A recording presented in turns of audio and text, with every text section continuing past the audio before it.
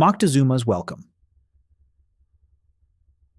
November 8th, 1519. The ruler of the largest empire in the Americas stood at the edge of his capital, Tenochtitlan, and watched a few hundred strangers walk across the causeway toward him. For weeks, his scouts had brought him impossible reports. Men with pale skin riding giant deer with no antlers, carrying tubes that spat thunder. Some of his priests were certain these were gods, returning at last as the old stories promised. So Moctezuma did the only thing that made sense to a man facing the divine. He opened the gates, he walked out to meet them in person, and he welcomed them with gifts of gold. What Moctezuma did not know was that the man walking toward him, Hernan Cortez, was not a god returning home. These were not gods at all, and the gold he offered was not a gift in their eyes. It was a map. Within months, the guests had taken their host prisoner inside his own palace. Within a year, a disease his people had no name for, smallpox, was moving through the city faster than any army could. And within 2 years, the empire that had ruled central Mexico for nearly a century was gone, its capital pulled down stone by stone. The welcome Moctezuma gave them that morning was the last free decision his empire ever made. Napoleon's winter. June 24th, 1812. The most successful general in Europe marched the largest army the continent had ever seen, somewhere around 600,000 men, across the border into Russia, certain he would win in weeks the way he always won. He expected a battle. He expected the Russians to stand and fight and lose. For a while it looked like business as usual. The French pushed forward, the Russians fell back, town after town was taken. But what Napoleon had not counted on was an enemy that refused to give him a fight at all, because the land itself was the weapon. The Russian army kept retreating, and as they went they burned their own fields, their own villages, their own grain, leaving nothing behind for the invaders to eat. The deeper the French marched, the emptier and hungrier the ground became. Then the weather turned. The Russian winter everyone had warned him about arrived early and arrived brutal. Men who had marched in summer uniforms froze where they stood. Horses died by the tens of thousands. The road back became a graveyard of abandoned guns and frozen bodies stretching for hundreds of miles. Of the 600,000 who crossed the border, maybe 1 in 10 made it home. The empire that had seemed unbeatable in the spring was a hollow shell by the snow. 2 years later, the man who had conquered most of Europe was signing his first abdication on a small island in the Mediterranean, defeated in the end, not by an army, but by the empty space between one town and the next, the Last Tsar. March 15th, 1917. In a railway carriage in the city of Pskov, the Emperor of all Russia sat with a pen in his hand and a single sheet of paper in front of him. Outside, his empire was falling apart, the capital in open revolt, the army no longer obeying orders, and his own general sending him the same message from every direction: step down or lose everything anyway. So Nicholas did what he was told. He signed the paper, giving up the throne for himself and for his sick young son, and he handed it to his brother instead. What Nicholas did not understand in that quiet carriage was the size of the thing he had just signed away. He seemed to think of it as just a pause, a difficult moment that would pass, after which the family and the crown would somehow carry on. It did not pass. His brother refused the throne the very next day, and with that refusal, 300 years of Romanov rule simply ended, mid-sentence, with no ceremony and no plan for what came next.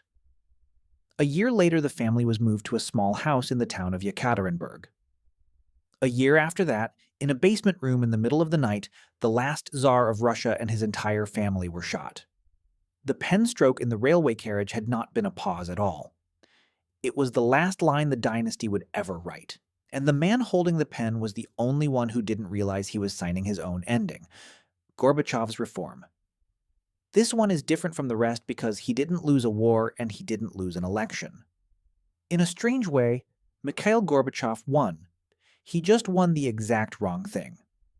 In 1985, he took over a country that was slowly rotting from the inside, the economy stalling, the war in Afghanistan bleeding it dry, and ordinary people who had stopped believing a word the government said. His plan to save it was honest and, on paper, brilliant. He introduced two ideas with names the whole world would learn: disastrous, perestroika, to rebuild the broken economy, and glasnost, openness, to let people finally speak freely and trust the system again. But what Gorbachev did not foresee was that the system could not actually survive being opened. The moment people were allowed to talk, they talked about everything they had been forbidden to mention for 70 years. The famines, the purges, the lies. And the moment the republics were allowed to organize, they organized to leave. And once a door like that is open, you can't unopen it. The reforms meant to hold the country together instead pulled the seams apart. One by one, the Soviet republics declared they were no longer part of the Union. The hardliners tried one last desperate coup to stop it, and failed in 3 days. On Christmas Day, 1991, Gorbachev went on television and quietly announced that the country he had spent his life trying to fix no longer existed.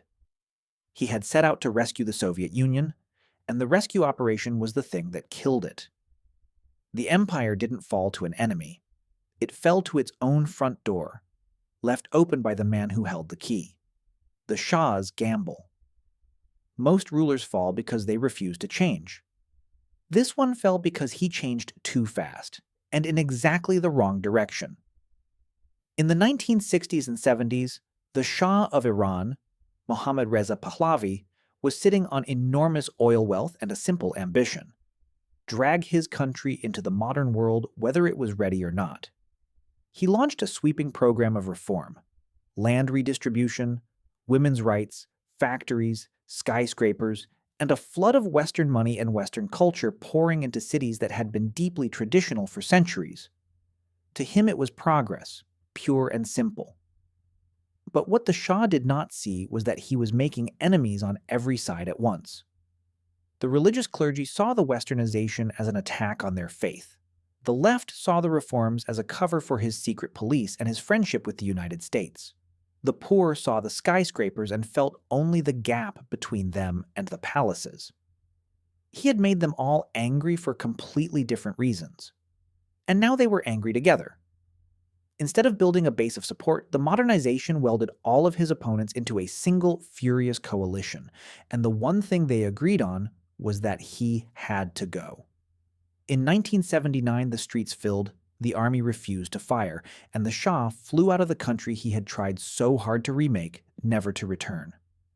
He had spent his reign trying to give Iran a future, and in doing so, he had united the entire country around a single shared past. The revolution that replaced him wasn't built by his enemies. It was built by the changes he made himself. Farouk's Last Night, July 26, 1952. The King of Egypt was spending his evening the way he spent most of them, at a club by the sea, surrounded by friends, not paying much attention to the army he was supposed to command.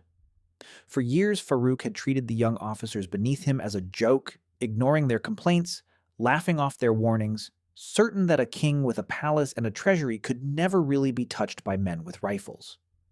But what Farouk did not know was that the joke had stopped being a joke hours ago. While he was at the club, those same ignored officers had already taken the radio stations, the army headquarters, and the streets of Cairo.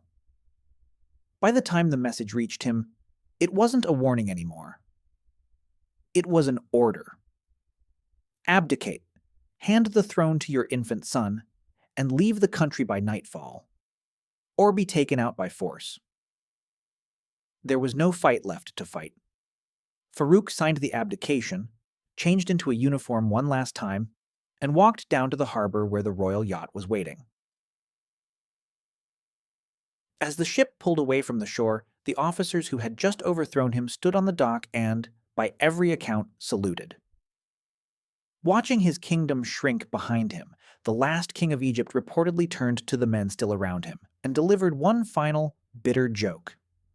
Soon there will be only 5 kings left in the world, the 4 in a deck of cards, and the King of England. The empire he'd treated as a toy had finally played its last hand. And he was the one cashed out. If you like content like this, you can join my Discord link in the description.